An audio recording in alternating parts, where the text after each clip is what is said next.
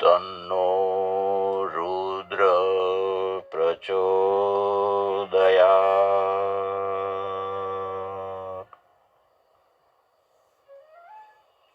બ્રહ્માજી અને વિષ્ણુએ સદાશિવની પંચાક્ષર સ્તોત્રથી પૂજા કરી.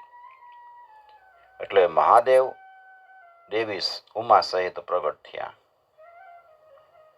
વિષ્ણુને અને બ્રહ્માને વેદોનું જ્ઞાન આપ્યું અને કહે છે કે હું તમારી પ્રાર્થના પ્રસન્ન થયો છું. તમે મારા દર્શન પામ્યા છો. તમને કોઈ ભય નહીં રહે. તમે બે મારા જમણા અને ડાબા અંગથી ઉત્પન્ન થયા છો. પણ બ્રહ્મા, તમને મારી આજ્ઞા છે કે તમે સૃષ્ટિ રચના કરો. અને વિષ્ણુ ભગવાન કહે છે કે તમે એનું રક્ષણ કરો. તમે વરદાન માગો, હું તમારા પર પ્રસન્ન છું. ત્યારે વિષ્ણુ ભગવાન કહે છે કે એવું વરદાન આપો કે અમને બેયને તમારા ઉપર દ્રઢ ભક્તિ થાય. તમે નિર્ગુણ છો. તમે સહાય કરવા માટે સદાય અમારી સાથે રહેજો. અમારા બે વચ્ચે વિવાદ થયો તો એનું પરિણામ સારું આવ્યું. તમારા દર્શન થયા. હવે આપ પધારીને અમારા વિવાદનું નિરાકરણ કરવાની કૃપા કરી. શિવ કહે છે કે હું નિર્ગુણ છું, નિર્વિકારી છું, સચ્ચિદાનંદ સ્વરૂપ પરબ્રહ્મ છું. છતાંય સગુણ થઈને સૃષ્ટિના સર્જન, પાલન અને પ્રલયનો કરતા હું થાવ છું. હું સદાય નિષ્કલ, અવયવ રહિત છું. છતાંય સૃષ્ટિના સર્જન, પાલન અને પ્રલય કરવા માટે બ્રહ્મા, વિષ્ણુ અને મહેશના નામે 3 રૂપે હું પ્રગટ થાઉં છું. હે બ્રહ્મા, તમારા અંગથી હું મારું એવું રૂપ પ્રગટ કરીશ કે જે રુદ્ર નામે પ્રખ્યાત થશે. એ રુદ્ર મારું જ શિવ સ્વરૂપ હોય. એના માને મારામાં કોઈ ભેદ નહીં માનવાનો. જેમ સોનું એક જ છે, પણ જુદા જુદા આભૂષણ ઘડી એટલે એના નામ જુદા જુદા પડે છે, પણ તત્વ તો એનું એ જ રહે છે, સોનું જ રહે છે. બ્રહ્મા, વિષ્ણુ અને રુદ્ર એ ત્રણેય મારા જ રૂપ હોય. એના નામ જુદા જુદા છે, પણ હું ત્રણેયમાં કારણ રૂપે રહેલો છું. આવી રીતે સમજીને લોકોએ એમાં ભેદ ન માનવો. મારું શિવ સ્વરૂપ સનાતન છે. એ જ મૂળ કારણ છે. અને એક વાત યાદ રાખજો કે તમે બે પ્રકૃતિથી પ્રગટ થયા છો, પણ રુદ્ર છે એ પ્રકૃતિથી પ્રગટ નહીં થાય. મારી જ્યારે ઈચ્છા થશે ત્યારે હું બ્રહ્માની પ્રકૃતિમાંથી રુદ્ર રૂપે પ્રગટ થઈશ. અને ખરી રીતે તો રુદ્ર તામસ ગુણવાળા નથી, કારણ કે એ પ્રકૃતિથી ઉત્પન્ન થતા નથી. એનું વર્ણન વૈકારિક, તામસ અને અહંકાર તરીકે થાય છે. તમે તો માત્ર નામથી જ કહેવા ખાતર થાય છે. એનું તો નામથી જ કહેવા ખાતર થાય છે. હવે હું તમને બેયને સૃષ્ટિની રચના અને પાલનના બેયને કામ સોંપ્યા છે, પણ જે રુદ્ર ઉત્પન્ન થશે ને એ સંહાર કરવાનું કાર્ય કરશે. મારી અર્ધાંગના જે પ્રકૃતિ કહેવાય છે એ પરમેશ્વરી દેવી પાર્વતી છે. એની એક શક્તિ વાણી રૂપે બ્રહ્માને સેવશે, અને બીજી શક્તિ લક્ષ્મી રૂપે વિષ્ણુને સેવશે, અને ત્રીજી શક્તિ કાલી એ રુદ્રને સેવશે. હું તમને ગૂઢ સત્ય સમજાવું છું. એ હૃદયમાં ધારણ કરી લ્યો. બ્રહ્મા, વિષ્ણુ અને રુદ્ર મારા જ અંશ છે. હું જ 3 સ્વરૂપે રહી 3 ગુણોને ધારણ કરી અને 3 કાર્ય સૃષ્ટિની રચના, પાલન અને પ્રલય કરું છું. છતાંય સાક્ષાત શિવ સ્વરૂપ તો હું પ્રકૃતિ અને પુરુષથી પણ પર છું. તમારે બેયે પૂજવા લાયક રુદ્ર છે, કારણ કે એ મારો પૂર્ણ અવતાર અને પ્રલયનો સ્વામી થશે.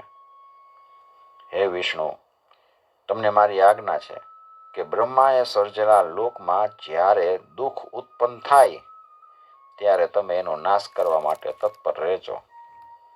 તમે જાત જાતના અવતાર ધારણ કરજો, અને તેથી તમારી કીર્તિ વિશ્વભરમાં ફેલાશે. હું તમને સદાય સહાયભૂત થઈશ. તમે ભક્તો ઉપર અનુગ્રહ અને અભક્તોનો નિગ્રહ કરજો. આ સૃષ્ટિમાં જે કોઈ તમારા અને મારામાં ભેદ દ્રષ્ટિ રાખશે એ નિશ્ચય અધોગામી થશે. હવે તમારા ત્રણેય દેવનું આયુષ્ય બળ હું તમને કહું. સૃષ્ટિ ઉપર 4000 યુગ પૂરા થાય ને એ બ્રહ્માનો દિવસ કહેવાશે અને તેવડી જ રાત્રિ ગણાશે. એ ક્રમે 30 દિવસનો એક માસ અને 12 માસનું એક વર્ષ ગણતા એવા 100 વર્ષ સુધીનું બ્રહ્માનું આયુષ્ય છે. બ્રહ્માનું એક વર્ષ એટલે વિષ્ણુનો એક દિવસ થશે અને એવા 100 વર્ષ જેટલું વિષ્ણુનું આયુષ્ય ગણેલું છે. વિષ્ણુના એક વર્ષ બરાબર રુદ્રનો એક દિવસ ગણવાનો અને એના 100 વર્ષ પૂરા થાય ત્યાં સુધી એ પુરુષ રૂપે રહે છે. હે દેવો, સૃષ્ટિ ઉપરના સર્વ પ્રાણીઓના ઊંચા નીચા શ્વાસોની સંખ્યા 21,600 થાય ત્યારે એનો એક દિવસ રાત્રિ થયો કહેવાય. 6 શ્વાસ બરાબર એક પળ, 60 પળની એક ઘડી અને 60 ઘડીના એક દિવસની રાત્રિ ગણાશે. આમ કહીને સદાશિવે પરમ કરુણાથી પોતાના બે હાથ ઊંચા કરી અને બ્રહ્મા અને વિષ્ણુના મસ્તક ઉપર મૂકી એમના અંગોનો સ્પર્શ કર્યો અને પછી અદૃશ્ય થઈ ગયા. નમો શિવ શિવા શિવા શિવ શિવાર્થકૃતા શિવમ. નમો હર હરા હરા હર હરાંતરિમ મે દૃશમ. નમો ભવ ભવા ભવ પ્રભવ ભૂતયે મે ભવાન.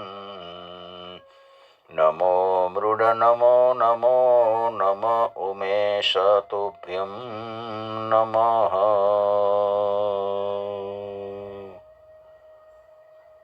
સૂતજી આવી રીતે શ્લોક બોલીને શિવજીને નમસ્કાર કર્યા છે. શાંત થયા. મુનિઓ કહે છે કે સૂતજી, તમે અમને આજે દિવ્ય કથા સંભળાવી, અમે તમને નમસ્કાર કરી છે. શિવ તત્વની ગૂઢ કથા સાંભળીને અમે પરમ પવિત્ર થઈ ગયા છે. હવે શિવજીની પૂજાનો વિધિ બતાવો.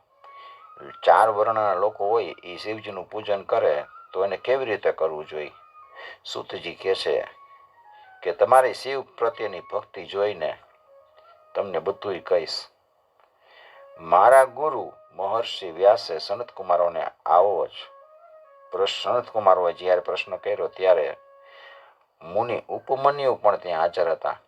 એમની પાસેથી શ્રી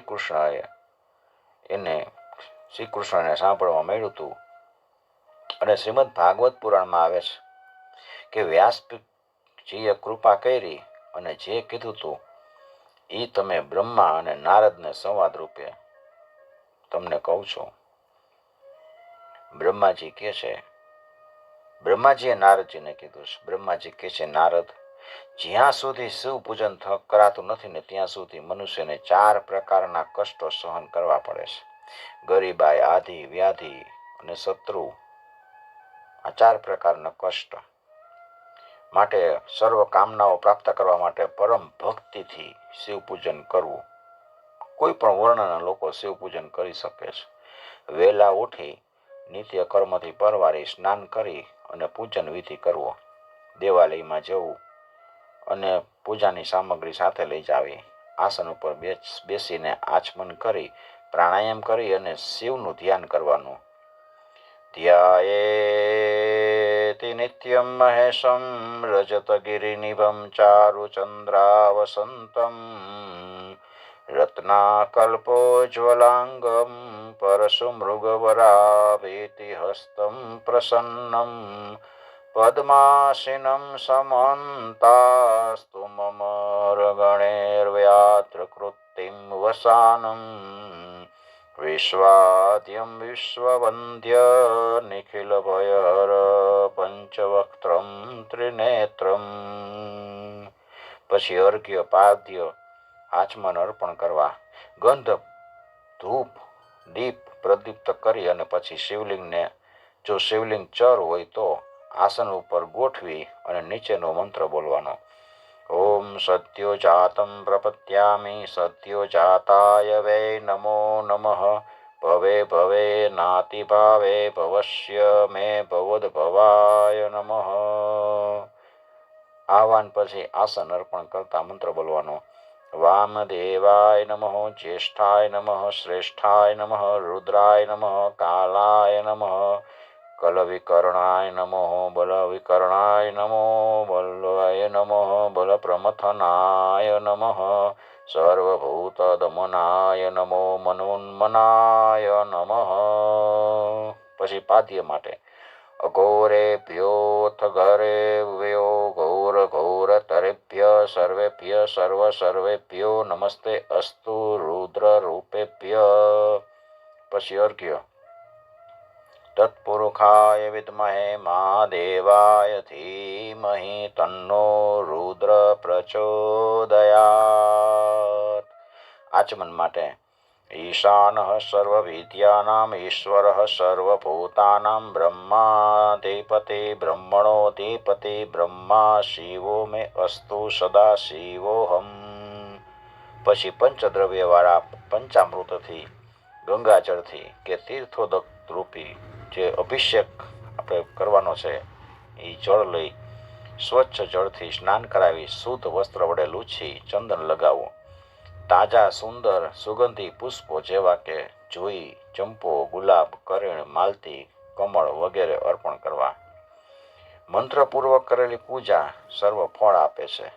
શિવ પૂજનમાં રુદ્ર સૂક્ત, નીલ સૂક્ત અને ચારેય વેદના સૂક્તો અને મંત્ર વડે પૂજન કરવું. પુરુષ સૂક્તથી પણ પૂજન કરી શકાય છે. શિવલિંગ અને સાક્ષાત શિવ તત્વ, શિવલિંગ છે એ શિવ તત્વ જ છે અને એનું વિધિપૂર્વક પૂજન કરવું જોઈએ. અને પંચાક્ષરથી જપ કરવાનો. પછી હાથમાં પુષ્પ લઈ ઊભા થઈ નીચેનો મંત્ર બોલી અને પ્રાર્થના રૂપે શિવને ચડાવવા. મંત્રહીનમ ક્રિયાહીનમ ભક્તિહીનમ સદાશિવ યત્કૃતંતુ મયા દેવ પરિપૂર્ણમ તદસ્તુ મે. અનેન પૂજા કર્મણા સર્વામંતર્યામિ ભગવાન સદાશિવ પ્રિયતામ પ્રીતો ભવતુ. ઓમ સત બ્રહ્માર્પણમસ્તુ. નમઃ પાર્વતી પતય હર હર મહાદેવ હર. ભગવાનની માફી માંગવાની. હે પ્રભુ, સમજણપૂર્વક કે અજાણતા મેં આપના જે જપ તપ પૂજા વગેરે કર્યા છે એ આપની કૃપાથી પરિપૂર્ણ થાવ. જન્મો જન્મ મારી આપનામાં દ્રઢ ભક્તિ થાય. મારે બીજું કોઈ શરણ નથી, કેવળ તમારો જ આધાર છે. આવી રીતે પ્રાર્થના કરી પૂજન પૂરું કરવું. શિવ પૂજનના વિધાનમાં ઘણા લોકોએ પુરુષ સૂક્તના એક મંત્રથી ષોડોપચાર પૂજન કરે છે. એ પણ શાસ્ત્ર અનુસાર જ છે. પૂજનની વિધિઓ ટૂંકમાં કરવી હોય તો શિવ માનસ પૂજાના 5 શ્લોકનો પાઠ કરી લેવાનો. કોઈ પંચવિધિથી પૂજન કરે છે. શાંતિ પાઠ, ધ્યાન, અભિષેક, આરતી અને ક્ષમાપનનો સમાસ થાય છે. પંચાક્ષર મંત્રથી જપ કરવો. માનસી પૂજા બહુ ઉત્તમ કીધી છે. રત્ને કલ્પિત માનસમ હિમજલે સ્નાનમ ચ દિવ્યાંબરમ નાનારત્ન વિભૂષિતમ મૃગમદામોદાંકિતમ ચંદનમ જાતે ચંપકબિલ્વપત્રરચિતમ પુષ્પમ ચ ધૂપમ તથા દીપમ દેવદયાનિધે પશુપતે હૃત્કલ્પિતમ ગુહ્યતામ. આવી રીતે માનસી પૂજા પણ કરી શકાય છે. પૂજનમાં મુખ્ય વસ્તુ ભાવ છે. મુમુક્ષે દેખાવ અને આડંબર ત્યજવા. હવે બ્રહ્માજીએ નારદજીને શિવ પૂજન અંગે વિસ્તારથી બતાવ્યું હતું. એ વાત કહું છું. દેવોને વિષ્ણુ ભગવાને જે શિવ પૂજા કીધી છે એ કહે છે કે નારદ, એક સમયે સર્વ દેવોને લઈને હું ક્ષીરસાગર સમુદ્રના કિનારે ગયો. ત્યાં બે હાથ જોડીને ભગવાન વિષ્ણુની અમે સ્તુતિ કરી. અનંતમ સત્સત્યમ ભવભયહરમ બ્રહ્મ પરમમ સદા તાતમ નિત્યમ જગદેદમિત કલ્પિત પરમ મુહુર્જ્ઞાનમ યસ્મિન રજતમિવ સુક્તો બ્રહ્મહરમ નમામિ શ્રી વિષ્ણું જલધિતનયા સેવિત પદમ. અનંત સ્વરૂપવાળા ભવરૂપી સાગરનો ભય હરનારા પરબ્રહ્મ, જેની માયાથી જગત અનિત્ય હોવા છતાંય નિત્ય ભાસે છે, પણ જેની કૃપાથી જ્ઞાન થાય એટલે છીપમાં રહેલા રૂપાની ભ્રાંતિની માફક જગતની ભ્રાંતિ છે એ નાશ પામી જાય છે. એવા શ્રી લક્ષ્મીજી જેના ચરણ કમળની સેવા કરે છે એ ભગવાન વિષ્ણુને હું નમસ્કાર કરું છું. વિષ્ણુ ભગવાનની સ્તુતિ કરી. ત્યાં વિષ્ણુ પ્રગટ થયા. અમને પૂછવા લાગ્યા કે તમે અહીંયા કેમ આવ્યા છો, મારું શું કામ પડ્યું છે. બ્રહ્માજી કહે છે કે સર્વ દુઃખ દૂર થાય એવી નિત્ય સેવા ક્યાં દેવની કરવી. અજાણતાય અમે જાણી શકતા નથી, તો અમે તમારી પાસે આવ્યા છીએ જાણવા માટે. વિષ્ણુએ કીધું કે હે દેવ, સર્વ દુઃખનો નાશ કરવા માટે દેવાથી દેવ શિવનું સેવન કરવાનું. તમે અને હું બે સદાશિવનું નિત્ય સેવન કરી છે. શિવલિંગની મૂર્તિનું પૂજન કરવાથી આપણે બહુ ઉત્તમ પદ પામ્યા છે. એ કેમ ભૂલી ગયા? જે મહાદેવની ભક્તિ કરે છે, નિત્ય સદાશિવનું સ્મરણ કરે છે, એ કદી દુઃખી નથી થતા. આમ કીધું એટલે બધા દેવો શિવલિંગની માગણી કરવા માંડ્યા કે અમને શિવલિંગ આપો. વિષ્ણુએ વિશ્વકર્માને આજ્ઞા કરી કે મહાદેવના એક શ્રેષ્ઠ લિંગો બનાવો અને બધા દેવોને આપો. વિશ્વકર્માએ બધા લિંગ બનાવ્યા. ઇન્દ્રને માણેકનું લિંગ આપ્યું, કુબેરને સુવર્ણનું, ધર્મરાજાને પીળા મણીનું, આવી રીતે બધાને લિંગ આપ્યા છે. કોઈને માટીનું આપ્યું, કોઈને ચંદનનું આપ્યું. વિષ્ણુ ભગવાને એને કીધું કે તમારે કોઈ કર્મનો ત્યાગ કરવો નહીં અને ધન સંપત હોય તો દાન કરવું. અનેક યજ્ઞ કર્મો કરો એના કરતાં તપ વધે. તપ 1000 વર્ષો સુધી તપ યજ્ઞ કરો એના કરતાં એક જપ યજ્ઞ વધે છે. અને એનાથી વધુ એવા ધ્યાન યજ્ઞથી શ્રેષ્ઠ બીજું કાંઈ નથી. એટલે ધ્યાન ઊંચું છે અને ધ્યાન કરતાં ધ્યાનના કર્મનું ફળ છે ને એ પ્રભુને અર્પણ કરી દઉં એ ઉત્તમ છે. જે બ્રહ્મવેતા છે એના માટે કોઈ કર્મની આવશ્યકતા નથી. એવા યોગીજનોના હૃદયમાં શિવજી લિંગ રૂપે જ નિત્ય વાસ કરે છે. પછી એને કોઈ કર્મ કરવાના જરૂર નથી. બ્રહ્મવેતા થઈ જવું. જેના હૃદયમાં પરમેશ્વર શિવ સાક્ષાત બિરાજે ને એને પછી મૂર્તિ આદિની કાંઈ જરૂર નથી રહેતી. પણ જેને એવું વિજ્ઞાન એટલે કે વિશિષ્ટ જ્ઞાન પ્રાપ્ત નથી થયું એને માટે તો મૂર્તિ પ્રતિમાની કલ્પના આવશ્યક છે. જ્યાં સુધી હૃદયમાં તમને એમ ન થાય ને કે મારા હૃદયમાં ભગવાન છે, ત્યાં સુધી તમારે પૂજાને બધું કરવું પડે.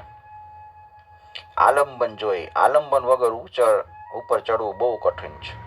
સગુણથી જ નિર્ગુણની પ્રાપ્તિ થાય. આવું ઉત્તમ જ્ઞાન થયા વિના જે પ્રતિમા અથવા તો મૂર્તિનું પૂજન કરતું નથી એનું પતન થાય. એટલે પેલા જ્ઞાન થવું જોઈએ કે મારી અંદર જ પરમાત્મા બિરાજમાન છે. પછી તમે પૂજા મૂકો તો તમને વાંધો ન આવે. વિચાર કરો, જે મેલા કપડાં હોય એનો રંગ બરાબર દેખાય નહીં. એના મેલા કપડાના માથે બીજો મેલ ઓછો લાગે છે. એને મેલા કપડાને ધોઈ સ્વચ્છ કરી પછી એને રંગવામાં આવે. આપણે એને રંગ કરવો હોય મેલા કપડાને તો પેલા હાવ એને ધોઈ નાખવો પડે. એવી રીતે સારી રીતે પૂજન કર્યા પછી મનુષ્યના હૃદયની અંદર જ્ઞાનરૂપી રંગ ચડે છે. જ્ઞાન વિજ્ઞાનના મૂળમાં ભક્તિ પડેલી છે. પૂજનથી ભક્તિ થાય અને ભક્તિથી જ્ઞાન થાય અને જ્ઞાન થાય પછી વિજ્ઞાન પ્રાપ્ત થાય અને પરબ્રહ્મનો પ્રકાશ થાય. ત્યારે જ દ્વંદ્વનો ભેદ દૂર થાય અને પછી મનુષ્ય શિવ રૂપ બને.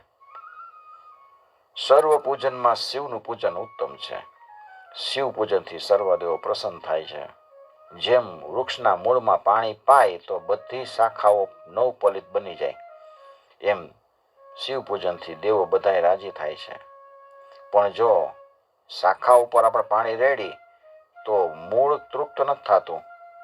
એટલે બીજા દેવોની તમે પૂજા કરો તો સદાશિવ પ્રસન્ન નથી થતા.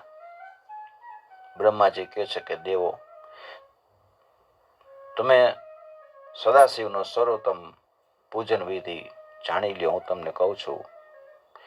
પ્રાતઃકાળે બ્રહ્મ મુહૂર્તમાં ઉઠી અને સદાશિવનું સ્મરણ કરી ભક્તિપૂર્વક પ્રાર્થના કરવાની કે હે દેવોના દેવ, દેવાધિદેવ, મહાદેવ, હે સર્વના હૃદયની અંદર વસનાર, હે પાર્વતીપતિ, જગતનું મંગલ કરો.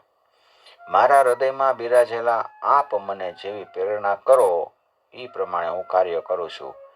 જાનામિ ધર્મ ન ચ મે પ્રવૃત્તિ, જાનામ્ય ધર્મ ન ચ મે નિવૃત્તિ.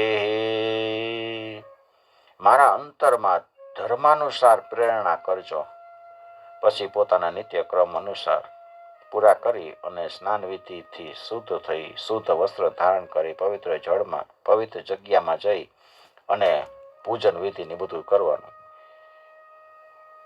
શિવલિંગ સમીપ રાખી અને શિવજીનું પરિવાર સહિત આહવાન કરવું. શાસ્ત્રમાં કીધા પ્રમાણે સગુણ અને નિર્ગુણ રૂપવાળા હે સદાશિવ, હું આપનું આહવાન કરું છું. આપ 5 મુખવાળા છો, 3 નેત્રવાળા છો, મસ્તક ઉપર ચંદ્ર અને જટાચૂટ ધારણ કરો છો, ગજ ચર્મ અને વ્યાધ ચર્મ અને નાગો ને આપના ઉજ્જવળ અંગ ઉપર તમે ધારણ કરો છો. બ્રહ્મા, વિષ્ણુ અને સઘળા દેવો આપની સ્તુતિ કરે છે. હે ભક્તો ઉપર પ્રેમ કરવા વાળા મહાદેવ, હું આપનું આહવાન કરું છું.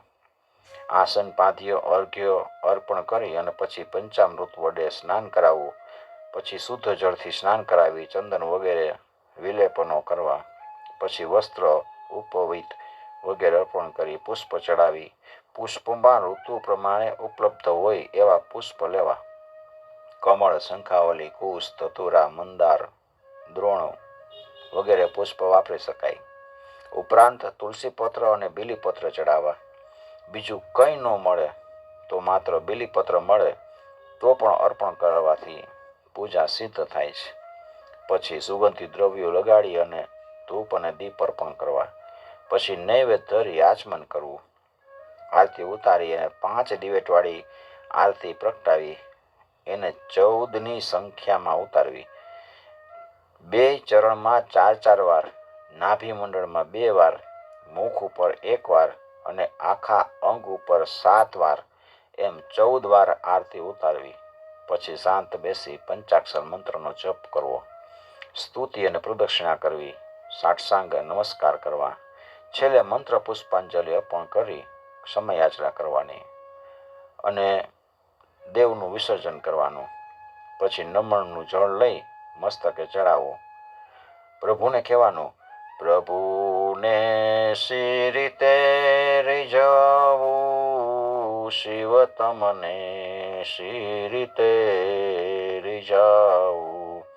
સૂર્ય ચંદ્રને જે નિપજાવે ને સૂક્ષ્મ દીપક શું ધરાવું. પ્રભુને સી રીતે રીઝાવું, સી રીતે રીઝાવું. આ પ્રમાણે બ્રહ્માજીએ દેવોને પૂજન વિધિ સંભળાવ્યો. સૂતજી પાસેથી મુનિઓએ સાંભળ્યો. નારદજી બ્રહ્માજીને પૂછે છે કે સદાશિવે તમને દર્શન આપ્યા અને સૃષ્ટિ રચવાની આજ્ઞા કરી, પછી તમે શું કર્યું? બ્રહ્માજી કહે છે, મહાદેવજી અદૃશ્ય થઈ ગયા. હું એની આજ્ઞા પાલન કરવા માટે વિચાર કરું છું. વિષ્ણુએ પણ મને સલાહ આપી અને પછી વૈકુંઠમાં ગયા. પહેલા મેં જળનું સર્જન કર્યું અને એમાંથી 24 તત્વો વાળું ઈંડું ઉત્પન્ન કર્યું. હું એનાથી વિસ્મય પામ્યો અને મેં વિષ્ણુની સલાહ લેવા માટે વિચાર કર્યો, ધ્યાન કર્યું. વિષ્ણુ પ્રગટ થયા. પૂછે છે કે હે બ્રહ્મા, તમારી શું ઈચ્છા છે? બ્રહ્માજીએ નમસ્કાર કરીને કીધું કે હે વિષ્ણુ, શંકરે મને તમને સોંપ્યો છે. બ્રહ્માજી કહે છે, જળમાંથી ઉત્પન્ન થયેલું આ વિશદ ઈંડું ચેતનવંતું બનતું નથી. મેં ઘણો પ્રયત્ન કર્યો, તમે ચૈતન્ય આપો. ત્યારે વિષ્ણુએ હજારો મસ્તકો વાળું, 1000 હાથ અને 1000 પગ વાળું વિરાટ સ્વરૂપ ઉત્પન્ન કર્યું અને વિરાટ ઈંડામાં પ્રવેશી ગયા. એટલે ઈંડું ચેતનવંતું બન્યું. એમાંથી બ્રહ્માએ સૃષ્ટિની રચના કરવા માંડી. પેલા તો એને સ્થાવર નામની સૃષ્ટિ બનાવી. એ તમોગુણી હતી. એ જોઈને બ્રહ્માજીએ સાત્વિક સૃષ્ટિની રચના કરી અને એ દેવ સૃષ્ટિ બની. પછી શંકરની પ્રેરણાથી રજોગુણી સૃષ્ટિ સર્જી. એ મનુષ્ય સૃષ્ટિ બની. પછી બ્રહ્માજીએ માનસ સૃષ્ટિ ઉત્પન્ન કરી. માનસ પુત્રો ઉત્પન્ન કર્યા. સનત કુમારો વગેરે માનસ પુત્રો જ્ઞાની હતા. એટલે બધા સંસારથી વિમુખ થઈ ગયા. એને સૃષ્ટિ રચના કરવાની ના પાડી દીધી. બ્રહ્માજીએ કીધું તમે સૃષ્ટિનું સર્જન કરો. સનત કુમારો કે ના, અમારે કાંઈ સંસારમાં રસ નથી. એટલે બ્રહ્માને ક્રોધ થયો અને શંકરે પ્રેરણા કરી કે તમે તપ કરો. બ્રહ્માજીને કહે છે એટલે બ્રહ્માએ તપ કરવા માંડ્યું. બ્રહ્માના તપથી પ્રસન્ન થઈને એની 2 ભ્રુકુટી વચ્ચેના સ્થાનમાંથી દયાના ભંડાર સદાશિવ પૂર્ણાંશે પ્રગટ થયા. બ્રહ્માએ એની સ્તુતિ કરી અને એને સૃષ્ટિ કેમ વધારવી એ પૂછ્યું. મહાદેવ જવાબ આપે છે કે તમે જન્મ મૃત્યુના ભયવાળી પ્રજા સર્જો. અને પછી અદૃશ્ય થઈ ગયા. બ્રહ્માજીએ 5 ભૂતનું મિશ્રણ કરીને સર્જન કરવા માંડ્યું. એને સંકલ્પ માત્રથી મરીચી, અંગીરા, પુલહ, પુલત્સ્ય, વશિષ્ઠ, કેતુ, અત્રિ, દક્ષ, નારદ અને કરદમ એ બધાને સંકલ્પ માત્રથી ઉત્પન્ન કર્યા. પછી ધર્મને સંકલ્પથી ઉત્પન્ન કર્યો અને દેવો અને અસુરોની ઉત્પત્તિ કરી. પછી શિવજીની આજ્ઞાથી બ્રહ્માજીએ પોતાના શરીરમાંથી 2 સ્વરૂપ ઉત્પન્ન કર્યા, જેમાં એક પુરુષનું અને બીજી સ્ત્રીનું. એ થયા સ્વયંભૂ મનુ અને રાણી શત્રુપા. એણે મૈથુની સૃષ્ટિ ઉત્પન્ન કરવાની આજ્ઞા આપી. એમને 2 પુત્રો પ્રિયવ્રત અને ઉત્તાનપાદ થયા અને 3 પુત્રી આકુતિ, દેવહૂતિ અને પ્રસૂતિ થયા. આકુતિ રુચિને પરણાવી અને તેમને યજ્ઞ અને દક્ષિણા નામના એક પુત્ર અને એક પુત્રી થયા. એનો વંશ આગળ વધ્યો નહીં. દેવહૂતિને કરદમ મુનિ સાથે પરણાવી. એનાથી 9 કન્યા થઈ અને પછી કપિલ દેવનો જન્મ થયો. કન્યાઓના લગ્ન મુનિઓ સાથે કરી આપ્યા અને કપિલ દેવે સાંખ્ય શાસ્ત્રનો વિસ્તાર કર્યો. પ્રસૂતિના લગ્ન દક્ષ સાથે થયા. એને 24 કન્યાઓથી એમાંથી 13 ધર્મને આપી અને બીજી 11 ભૃગુ, ભવ, મરીચી, અંગીરા, પુલત્સ્ય, પુલહ, ક્રતુ, અત્રિ, વશિષ્ઠ, અગ્નિ અને પિતૃઓને પરણાવી. કોઈ કહે છે કે દક્ષને 60 કન્યાઓ હતી. એમાંથી 10 ધર્મને આપી, 27 ચંદ્રને આપી, 13 કશ્યપને આપી, 4 ગરુડને આપી, 2 ભૃગુને આપી, 2 અંગીરાને અને 2 કુશાશ્ચને આપી હતી. કશ્યપને પરણાવેલી કન્યાઓની સંતતિથી 3 લોક ભરાઈ ગયા. દેવો, દૈત્યો, વૃક્ષો, પર્વતો, પક્ષીઓ એ બધા એની સૃષ્ટિમાં જન્મ્યા છે. આમાં આખું બ્રહ્માંડ ભરાઈ ગયું. એ જોઈને બ્રહ્માને ખૂબ આનંદ થયો. બ્રહ્મા નારદને કહે છે કે શિવની આજ્ઞાથી મેં આ બધી સૃષ્ટિ સર્જીશ અને હજુ નવી નવી સૃષ્ટિ સર્જતો રહું છું. શિવ પરબ્રહ્મ છે અને હું, વિષ્ણુ અને રુદ્ર એ 3 દેવ એમાંથી ઉત્પન્ન થયા છીએ અને અમે જુદા જુદા ગુણો અનુસાર કાર્ય કરીએ છીએ. શિવ પરમાત્મા નિર્ગુણ અને સ્વતંત્ર છે, છતાંય સગુણ રૂપે શિવ અને પાર્વતી કૈલાસ ઉપર બિરાજે છે. અત્યારે હાલમાં વસે છે. 5 મુખવાળા મહાદેવે કૈલાસ ઉપર એક સુંદર ભવનની રચના કરી છે. એ ભવન એવું છે કે સમસ્ત બ્રહ્માંડનો નાશ થાય ને પણ એ ભવનનો નાશ થતો નથી. કૈલાસે ભવનમ રમ્યમ પંચવક્ત્રશ્ચકાર બ્રહ્માંડસ્ય તથા નાશે તસ્ય નાશોસ્તિ વે નહીં. શિવનું નિત્ય સ્મરણ કરો. સદાશિવે ત્રિદેવ બ્રહ્મા વિષ્ણુ અને મહેશની ત્રિપુટી શેરજી અને એના પછી સર્જન પાલન અને સંહારના કાર્ય સોંપ્યા. આ સૃષ્ટિની અંદર ત્રણેય ક્રિયાઓ અવિરત થયા કરે છે: સર્જન, પાલન ને સંહાર. આપણા મનુષ્ય જીવનની સાથે પણ આ ત્રણ ક્રિયાઓ સંકળાયેલી જ છે. માનવ દેહમાં સમસ્ત સૃષ્ટિની રચના સમાયેલી છે અને જન્મ, વૃદ્ધિ અને મૃત્યુ દરેક માનવને વળગીને રહેલું છે. મેં આ બધી વાત કીધી. હજી આગળ કહે છે કે જે જન્મે એ જાય, એવી આપની જૂની કહેવત છે. માટે જન્મ ધારણ કરનાર દરેક મનુષ્ય જન્મ આપનાર સૃષ્ટિના પરમેશ્વર શ્રી સદાશિવ મહાદેવને, ભોળાનાથને ભજવા. મૃત્યુ ક્યારે આવશે એ કોઈ જાણતું નથી.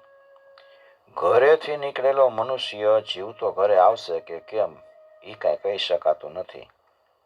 માટે પરમ કૃપાળુ પરમ શિવનું નિત્ય સ્મરણ કરશો તો ભવબંધનમાંથી મુક્તિ પામશો. ઉઠીને તરત જ એવી પ્રાર્થના કરજો કે જેથી શિવ ભક્તિમાં વૃદ્ધિ થતી રહે. હે પ્રભુ, હું તમને વંદન કરું છું. હે પ્રભુ, આપે મને સુખપૂર્વક સુવાડ્યો, હવે સુખેથી ઉઠાડ્યો છે અને આજનો દિવસ મારા આયુષ્યમાં વધારી આપ્યો છે. હું આપનો ઉપકાર માનું છું. આજના દિવસ દરમિયાન મેં સતત આપનું સ્મરણ કર્યા કરે. મન મારું છે એ સતત આપનું સ્મરણ કરે. શ્રવણ, મનન, કીર્તન, પૂજન, જપ, સ્વાધ્યાય કોઈ પણ પ્રકારે તમારી ભક્તિ કરતો રહું એવી મારા મન અને બુદ્ધિની તમે દ્રઢતા કરજો. પ્રભુ, આપ સર્વજ્ઞ છો, સર્વશક્તિમાન છો, સર્વવ્યાપી છો અને સર્વના સ્વામી છો. આપની ઈચ્છા વિના એક પાંદડું ડગતું નથી. હે પ્રભુ, આ સૃષ્ટિની રચના આપે કેવળ લીલા માટે કરી છે. તદર્થે આપે ત્રણ રૂપ પણ ધારણ કર્યા. રાજસ ગુણ ધારણ કરીને તમે બ્રહ્મા બની અને સૃષ્ટિનું સર્જન કરો છો. સત્વગુણ ધારણ કરીને વિષ્ણુ બનીને આપ સૃષ્ટિનું પાલન કરો છો અને તામસ ગુણ ગ્રહણ કરીને આપ રુદ્ર રૂપે સૃષ્ટિનો સંહાર કરો છો. હે પ્રભુ, હું તમને વંદન કરું છું. ત્યાર પછી સુતજી કહે છે કે હે મુનિઓ, હવે તમને ભગવાન સદાશિવના એક ભક્તની મહિમા કહું. એક સમયે નારદજીએ પિતામહ બ્રહ્માને પૂછ્યું હતું કે ભગવાન શંકરને કુબેર સાથે મિત્રતા કેવી રીતે થઈ હતી. કુબેરનું એવું કયું પુણ્ય હતું કે એની સાથે મિત્રતા થઈ ગઈ. બ્રહ્માજી કહે છે કે પ્રાચીન કાળમાં કાંપિલ્ય નામના એક નગરમાં પવિત્ર અગ્નિહોત્રી બ્રાહ્મણ રહેતો હતો. યજ્ઞદત્ત એનું નામ.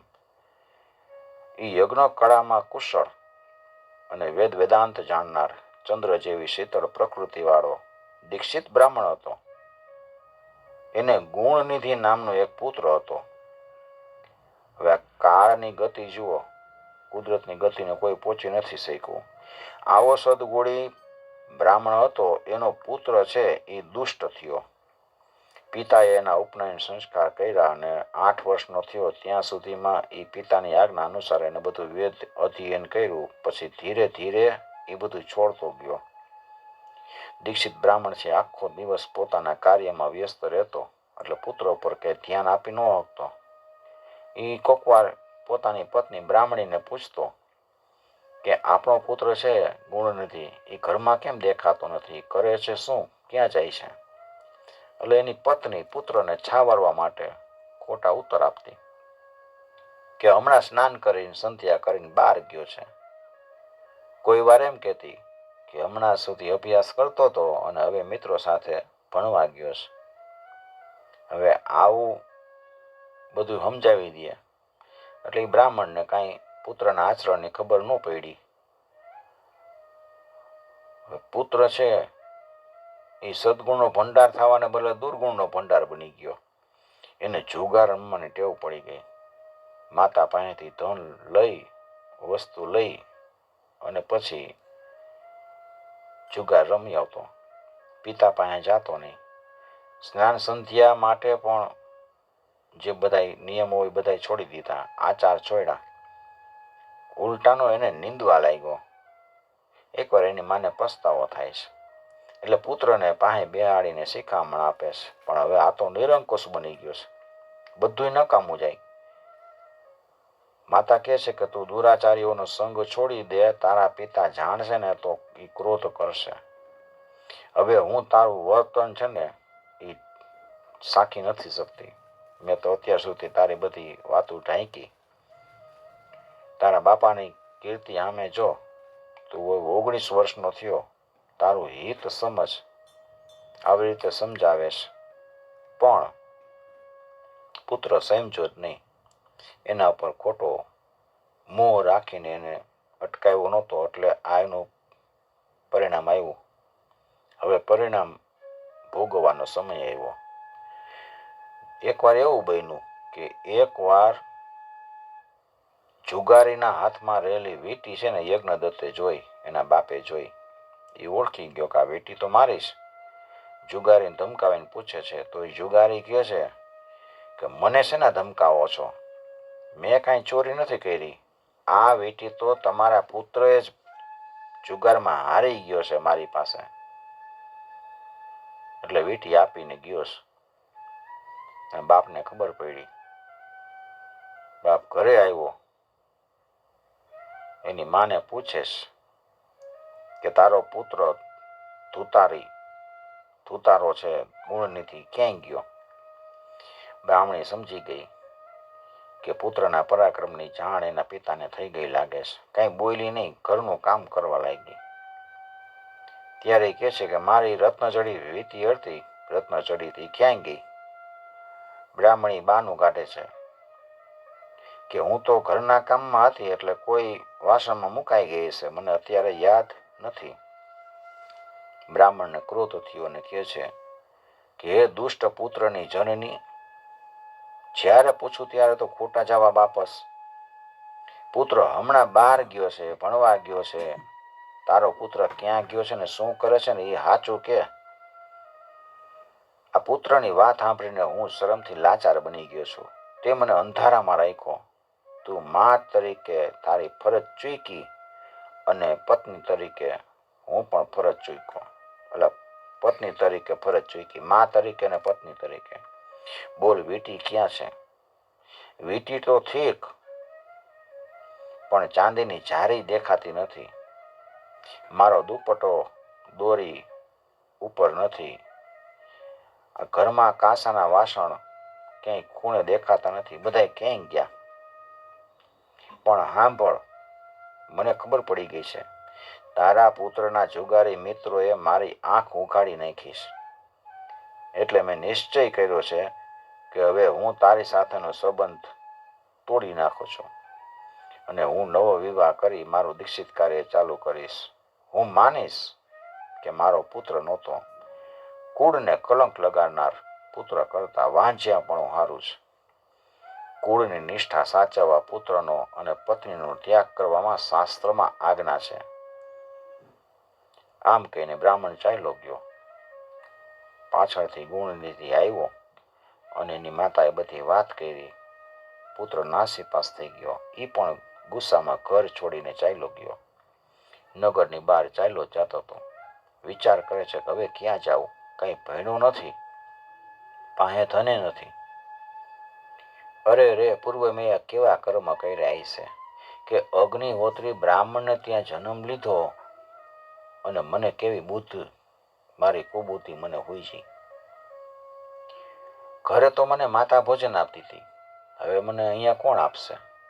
ચાલતા ચાલતા થાકીને વિચારે ચડી ગયો. એક ઝાડ નીચે બેઠો. ત્યાં સાંજ પડી ગઈ. એને કાંઈ સૂઝતું નથી. ત્યારે કોઈ શિવ ભક્ત કુટુંબ ત્યાં નજીકમાં આવેલા શિવ મંદિર તરફ પૂજન સામગ્રી લઈને જતા હતા. ગુણનિધિ એની પાછળ પાછળ મંદિરે ગયો.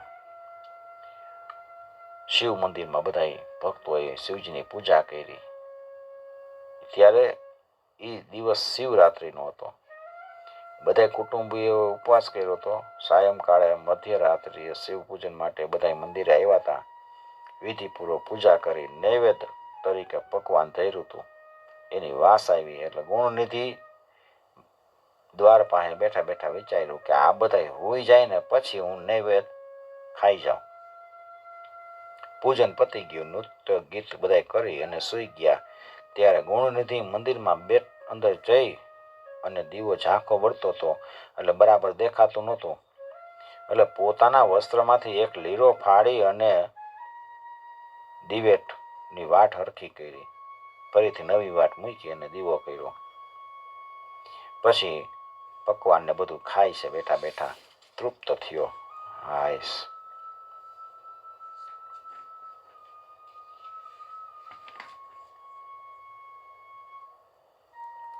બહાર નીકળે છે. એવામાં અંધારામાં સૂતેલો એક માણસ છે ને એની સાથે એનો પગ ભટકાણો. લઈ જાગી ગયો. એ બૂમા બૂમ થઈ ગઈ. ચોર ચોર ચોર ચોર. બધા એની પાછળ ગયા અને પકડીને ખૂબ માર્યો. હવે માર્યો એટલે ગુણનિધિ મરી ગયો. એનો જીવાત્મા એને યમદૂતો લેવા આવ્યા. પાસથી બાંધ્યો. તેવામાં તો કૈલાસમાંથી દિવ્ય વિમાન લઈને શિવના પાર્ષદો આવે છે.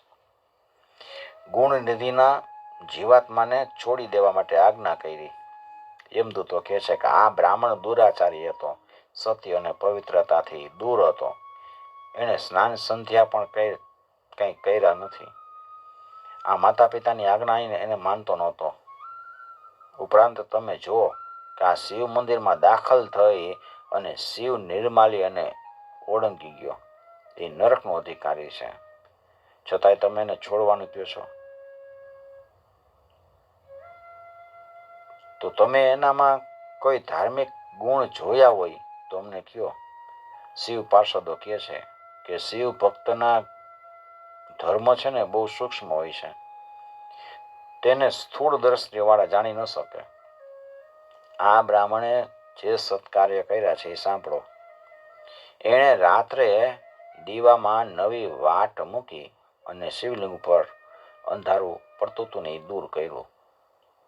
પૂજન અને કીર્તન વખતે એને શિવજીના નામ ધ્યાનપૂર્વક સાંભળ્યા હતા. ઉપરાંત શિવરાત્રિના દિવસે એ ઉપવાસ કરીને બેઠો હતો.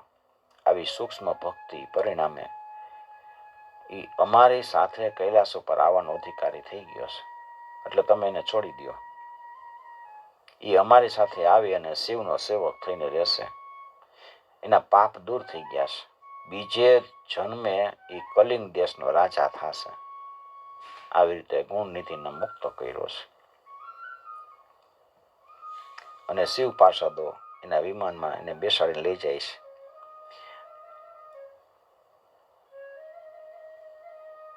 શ્રી પરમાત્મને નમઃ. કાયેન વાચા મનસેન્દ્રિયૈર્વા બુદ્ધ્યાત્મના વા પ્રકૃતે સ્વભાવા કરોમિ યથ્યત સકલં પરસ્મૈ નારાયણાયેતિ સમર્પયામિ. ગુણનિધિ બીજા દેશમાં કલિંગ દેશનો રાજા થયો.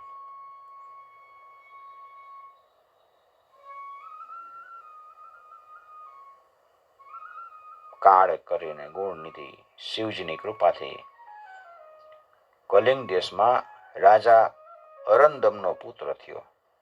એનું નામ પાડ્યું દમ. અને નાનપણથી શિવ ભક્ત થયો. જ્યારે એ ગાદી ઉપર બેઠો ત્યારે એણે શિવ ભક્તિનો પ્રચાર કર્યો અને આજ્ઞા કરી. એના રાજમાં દરેક શિવ મંદિરમાં દીવા અખંડ રાખવાના અને એનો ખર્ચ રાજ્ય ભોગવશે એવી જાહેરાત કરી.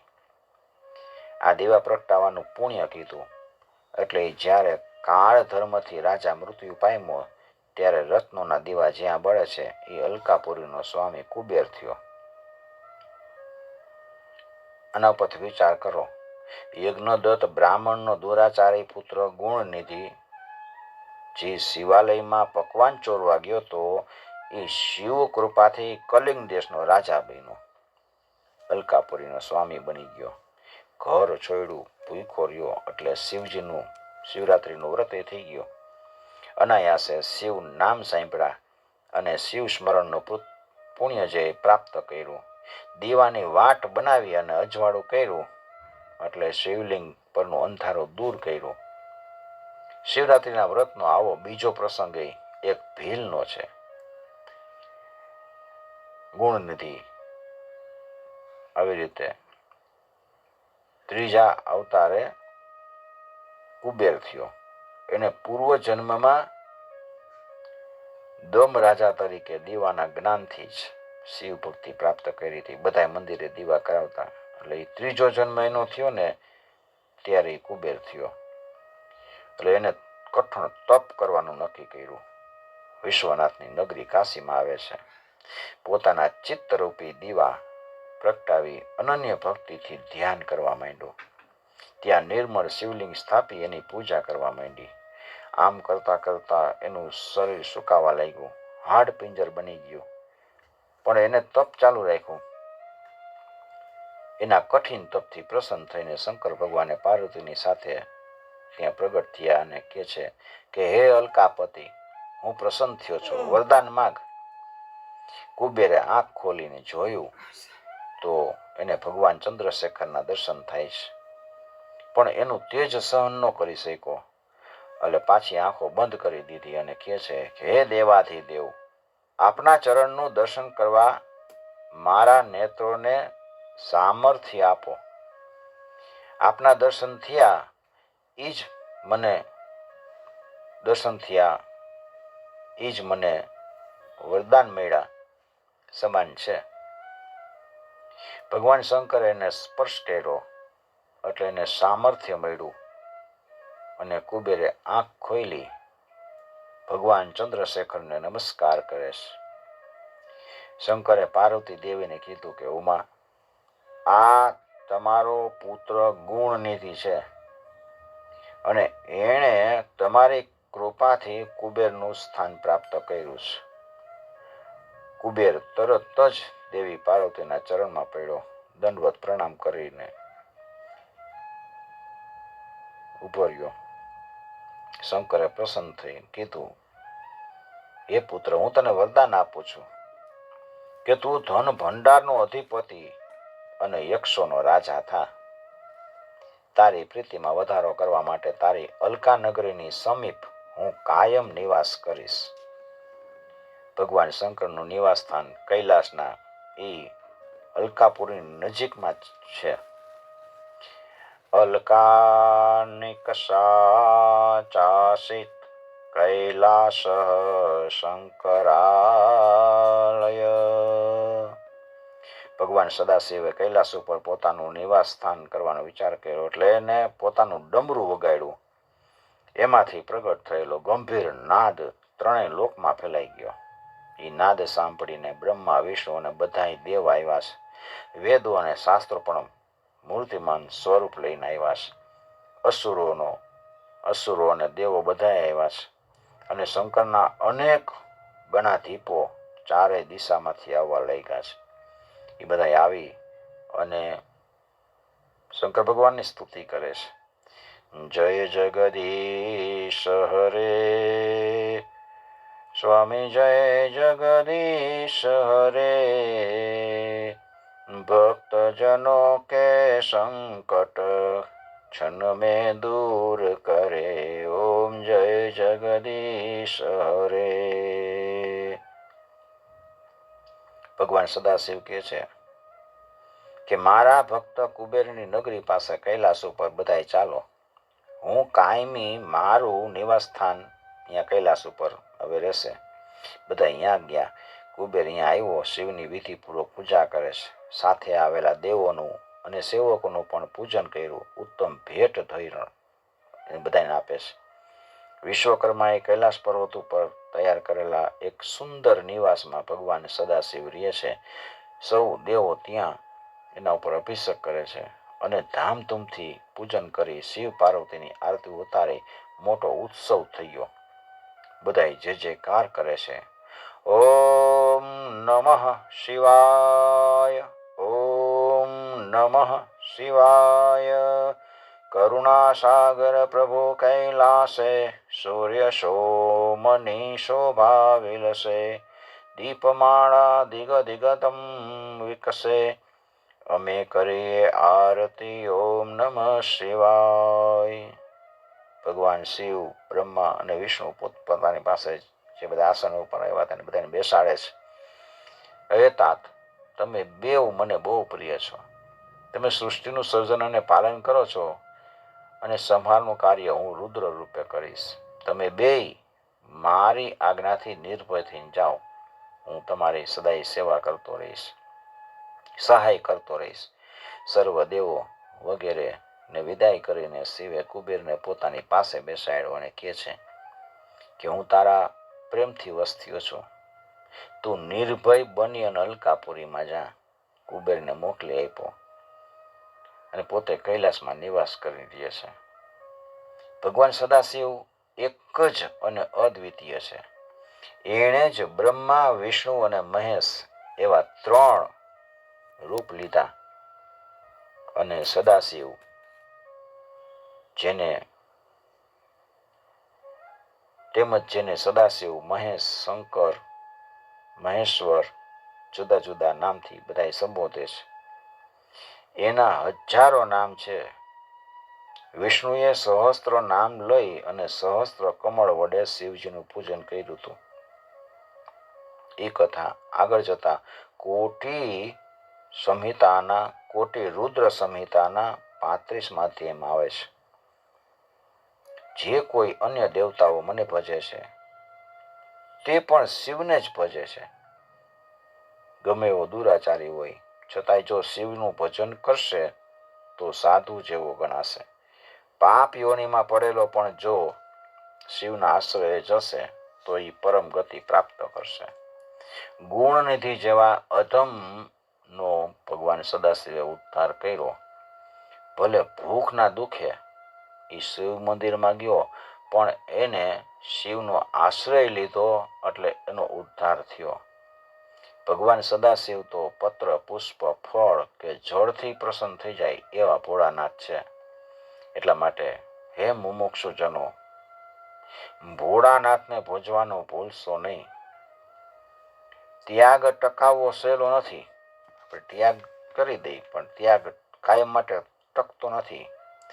સાધુ નિષ્કુળાનંદે ગાયું છે, ત્યાગ ન ટકે રે વૈરાગ્ય વિના, કરીએ કોટી ઉપાયજી. અંતર ઊંડી ઈચ્છા રે કેમ કરીને તજાય. ત્યાગ ન ટકે રે વૈરાગ્ય વિના, કેમ કરી કોટી ઉપાયજી.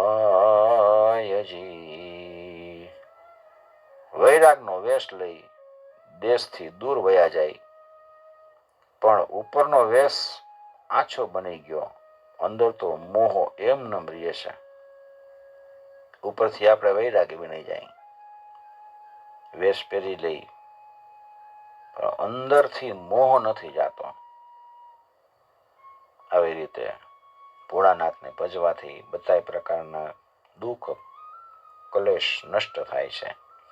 આજની કથા પ્રભુના ચરણોમાં સમર્પિત કરી કાયેન વાચા મનસેન્દ્રિયૈર્વા બુદ્ધ્યાત્મના વા પ્રકૃતે સ્વભાવા કરોમિ યત્યત સકલં પરસ્મૈ નારાયણાયેતિ સમર્પયામિ. ઓમ નમઃ પાર્વતી પતયે હર હર મહાદેવ.